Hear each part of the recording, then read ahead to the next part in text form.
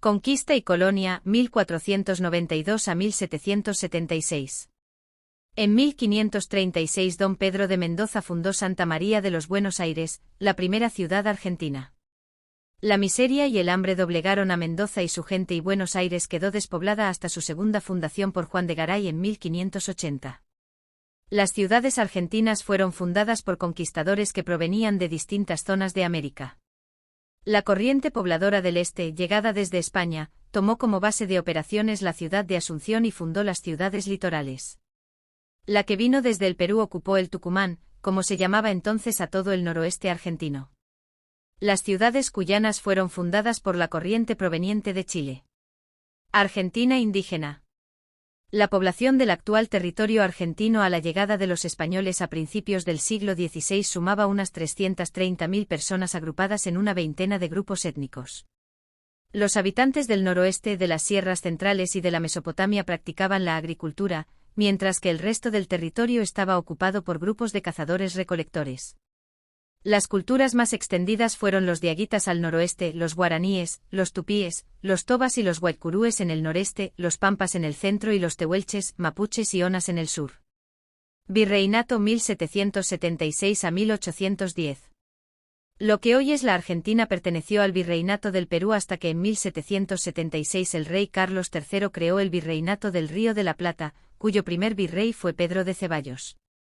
La capital, Buenos Aires, se convirtió en un gran puerto comercial y se incrementó notablemente la exportación de cueros, tasajo y de la plata proveniente de las minas del Potosí.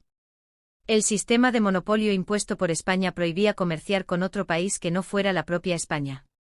Esto encarecía notablemente los productos y complicaba la exportación al tiempo que fomentaba el contrabando a gran escala.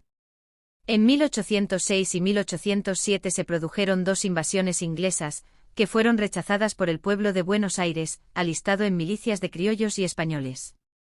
En cada milicia los jefes y oficiales fueron elegidos democráticamente por sus integrantes. Las milicias se transformaron en centros de discusión política. Independencia 1810 a 1820. Las invasiones inglesas demostraron que España estaba seriamente debilitada y que no podía ni abastecer correctamente ni defender a sus colonias. La ocupación francesa de España por Napoleón, la captura del rey Carlos IV y su hijo Fernando VII y la caída de la Junta Central de Sevilla decidieron a los criollos a actuar. El 25 de mayo de 1810 se formó la primera Junta de Gobierno presidida por Cornelio Saavedra, que puso fin al periodo virreinal. Mariano Moreno, secretario de la Junta, llevó adelante una política revolucionaria tendiente a fomentar el libre comercio y a sentar las bases para una futura independencia. Entre 1810 y 1820 se vive un clima de gran inestabilidad política. Se suceden los gobiernos Primera Junta 1810, Junta Grande 1811, Triunviratos 1811 a 1814, y el Directorio 1814 a 1820, que no pueden consolidar su poder y deben hacer frente a la guerra contra España.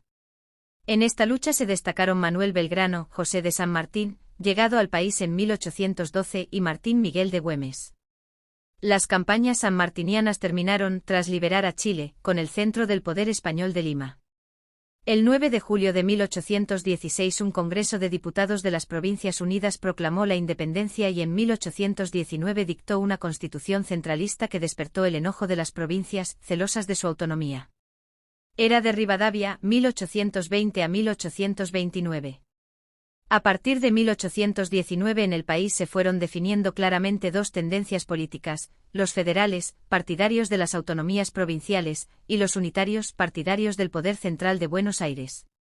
Estas disputas políticas desembocaron en una larga guerra civil cuyo primer episodio fue la batalla de Cepeda en febrero de 1820, cuando los caudillos federales de Santa Fe, Estanislao López, y de Entre Ríos, Francisco Ramírez, derrocaron al Directorio. A partir de entonces, cada provincia se gobernó por su cuenta. La principal beneficiada por la situación fue Buenos Aires, la provincia más rica, que retuvo para sí las rentas de la aduana y los negocios del puerto. Época de Rosas, 1829 a 1852. En 1829 uno de los estancieros más poderosos de la provincia, Juan Manuel de Rosas, asumió la gobernación de Buenos Aires y ejerció una enorme influencia sobre todo el país.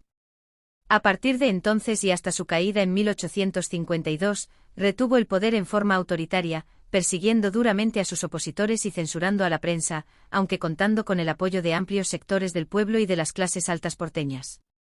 Durante el rosismo creció enormemente la actividad ganadera bonaerense, las exportaciones y algunas industrias del interior que fueron protegidas gracias a la ley de aduanas. Rosas se opuso a la organización nacional y a la sanción de una constitución, porque ello hubiera significado el reparto de las rentas aduaneras al resto del país y la pérdida de la hegemonía porteña. Buenos Aires y la Confederación, 1852 a 1862. Justo José de Urquiza era gobernador de Entre Ríos, una provincia productora de ganado como Buenos Aires que se veía seriamente perjudicada por la política de Rosas, que no permitía la libre navegación de los ríos y frenaba el comercio y el desarrollo provinciales. En 1851 Urquiza se pronunció contra Rosas y formó, con ayuda brasileña, el ejército grande con el que derrotó definitivamente a Rosas en Caseros el 3 de febrero de 1852. Urquiza convocó a un Congreso Constituyente en Santa Fe que en mayo de 1853 sancionó la Constitución Nacional. Pero aunque ya no estaba Rosas, los intereses de la clase alta porteña seguían siendo los mismos y Bartolomé Mitre y Adolfo Alsina dieron un golpe de Estado, conocido como la Revolución del 11 de septiembre de 1852. A partir de entonces el país quedó por casi 10 años dividido en dos, el Estado de Buenos Aires y la Confederación, el resto de las provincias con capital en Paraná.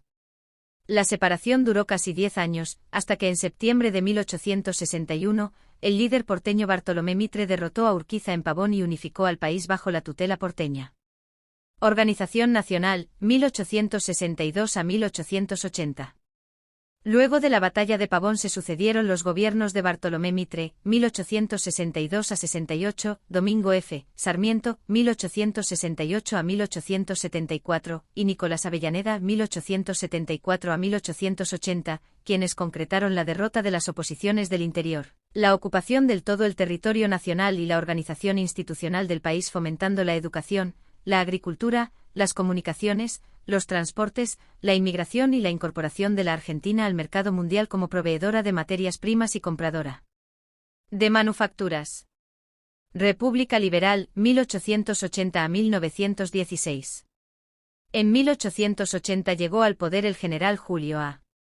Roca, quien consolidó el modelo económico agroexportador y el modelo político conservador basado en el fraude electoral y la exclusión de la mayoría de la población de la vida política.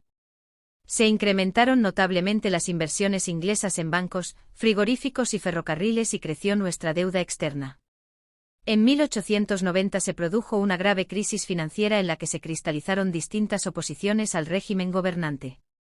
Por el lado político, la Unión Cívica Radical luchaba por la limpieza electoral y contra la corrupción, mientras que por el lado social, el movimiento obrero peleaba por la dignidad de los trabajadores desde los gremios socialistas y anarquistas. La lucha radical, expresada en las revoluciones de 1893 y 1905, y el creciente descontento social, expresado por innumerables huelgas, llevaron a un sector de la clase dominante a impulsar una reforma electoral para calmar los ánimos y trasladar la discusión política de las calles al Parlamento. En 1912 el presidente Roque Sáenz Peña logró la sanción de la ley que lleva su nombre y que estableció el voto secreto y obligatorio. Primeros gobiernos radicales, 1916 a 1930. La aplicación de la ley Sáenz Peña hizo posible la llegada del radicalismo al gobierno. Los radicales gobernaron el país entre 1916 y 1930 bajo las presidencias de Hipólito Yrigoyen, 1916 a 1922, 1928 a 1930, y Marcelo T. de Alvear, 1922 a 1928. E impulsaron importantes cambios tendientes a la ampliación de la participación ciudadana, la democratización de la sociedad, la nacionalización del petróleo y la difusión de la enseñanza universitaria. El período no estuvo exento de conflictos sociales derivados de las graves condiciones de vida de los trabajadores. Algunas de sus protestas, como la de la Semana Trágica y la de la Patagonia, fueron duramente reprimidas con miles de trabajadores detenidos y centenares de muertos. Década infame, 1930 a 1943. El 6 de septiembre de 1930 los generales José Félix Uriburu y Agustín P. Justo encabezaron un golpe de Estado, apoyado por grupos políticos conservadores, y expulsaron del gobierno a Irigoyen, inaugurando un periodo en el que volvió el fraude electoral y la exclusión política de las mayorías. En 1933 se firmó el Pacto Roca-Runciman con Inglaterra, que aumentó enormemente la dependencia argentina con ese país. Se sucedieron los gobiernos conservadores, el general Uriburu, entre 1930 y 1932, el general Justo, entre 1932 y 38, Roberto Ortiz, entre 1938 y 1942, y Ramón Castillo, entre 1942 y 1943, que se desentendieron de los padecimientos de los sectores populares y beneficiaron con sus políticas a los grupos y familias más poderosas del país. Ascenso y auge del peronismo 1943 a 1955. En 1943 un grupo de militares nacionalistas dio un golpe de Estado y derrocó al presidente Castillo. Dentro de este grupo se destacó el coronel Juan Domingo Perón, quien, desde la Secretaría de Trabajo y Previsión, llevó adelante una política tendiente a mejorar la legislación laboral y social, vacaciones pagas, jubilaciones, tribunales de trabajo. El apoyo popular a Perón lo condujo al gobierno en las elecciones de 1946. Durante sus dos presidencias 1946 a 1952 y 1952 a 1955, Perón, que ejerció el poder limitando el accionar de la oposición y censurando a la prensa, impulsó una política que combinaba el impulso de la industria, el empleo, las comunicaciones y los transportes, con la acción social desarrollada por Eva Perón a través de la construcción de hospitales, escuelas, hogares para niños y ancianos, y ayuda económica para los más pobres. Revolución Libertadora 1955 a 1958. En 1955 un golpe militar con amplio apoyo político y social derrocó a Perón, quien marchó al exilio. Tras el breve interregno de Lonardi, militar de corte nacionalista y católico, un nuevo golpe de comando puso al ejército, representado por Pedro Eugenio Aramburu, y a la Marina, representada por Isaac Rojas, a la cabeza de un gobierno cuyo objetivo medular era eliminar al peronismo de la vida nacional, apuntando fundamentalmente al movimiento obrero.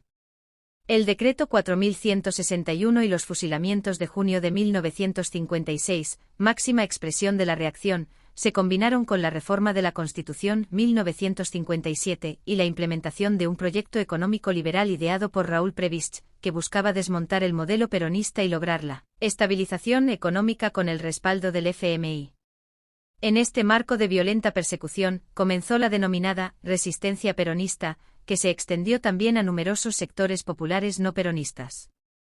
No sin oposición interna, el régimen militar concedió una apertura electoral que creyó controlar y que dio paso al periodo de las democracias condicionadas encabezadas por gobiernos radicales. Frondizi e Illa, 1958 a 1966. En 1958 el líder de la Unión Cívica Radical Intransigente, Arturo Frondizi, llegó al gobierno tras sellar una alianza con Perón. Sin embargo, su política desarrollista, llevada a cabo mediante la contratación de empresas extranjeras para la extracción de petróleo y la gestión de un crédito del FMI, condicionado a la implementación de medidas liberales, no tardaron en granjearle la hostilidad del peronismo. Para hacer frente a las manifestaciones de descontento, el gobierno puso en marcha el Plan Conintes, que otorgó al ejército la facultad de arrestar, detener e interrogar a gremialistas y opositores. Su política exterior y el triunfo del peronismo en las elecciones de 1962 precipitaron un nuevo golpe de Estado. Procurando salvar la institucionalidad, asumió el presidente del Senado, el radical José María Guido, cuyo gobierno estuvo tutelado desde las filas castrenses. Las elecciones presidenciales de 1963, con proscripción del peronismo, llevaron a la presidencia a Arturo Illa, de la Unión Cívica Radical del Pueblo. La anulación de los contratos petroleros, la ley de medicamentos y un aumento en la inversión en salud y educación cosecharon hostilidad en el empresariado. El peronismo, especialmente su base sindical, y la prensa llevaron adelante una fuerte campaña contra el líder radical, dejando el terreno libre para que una vez más las Fuerzas Armadas asestaran un nuevo golpe a la democracia. El 28 de junio de 1966, Juan Carlos Onganía asumió de facto el mando del país. Contaba una vez más con amplio apoyo político y social. La Revolución Argentina, 1966 a 1973.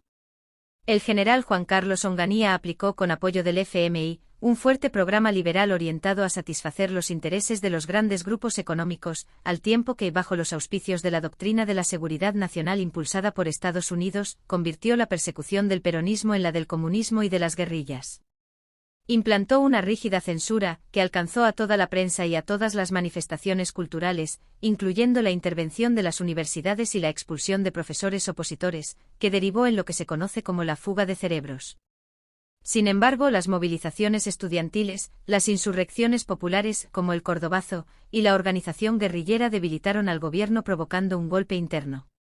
En junio de 1970 asumiría Roberto Levingston, de corte nacionalista, que no lograría contener las protestas populares y la actividad guerrillera.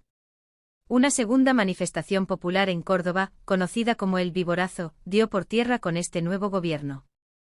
En marzo de 1971, asumió Alejandro Agustín Lanusse, quien propugnó una política conciliatoria, a través del Gran Acuerdo Nacional, permitiendo el regreso de Juan Domingo Perón y convocando a elecciones nacionales sin proscripciones para el peronismo.